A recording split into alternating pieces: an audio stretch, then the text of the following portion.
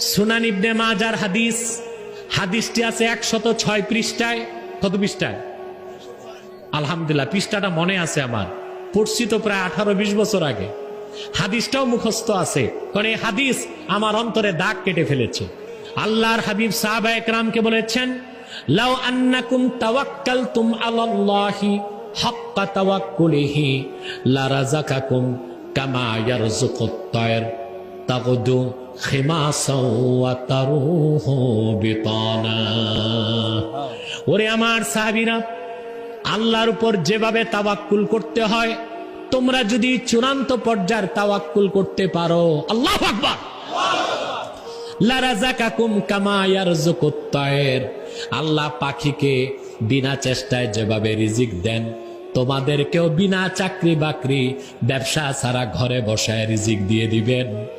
তাগদু খিমাসাও ওয়া তারুহু বিতানা, সকাল বেলা পাখিগুলো খালি পেট বের হয়ে যায়, আল্লাহ আল্লাহ জিকির করে, শুনি আমরা কিচির মিচির করে, ঠিক কিনা বলেন?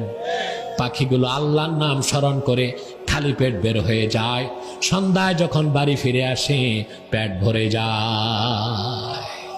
তাওয়াক্কুল কার উপর করবেন? জোরে বলেন, কার উপর?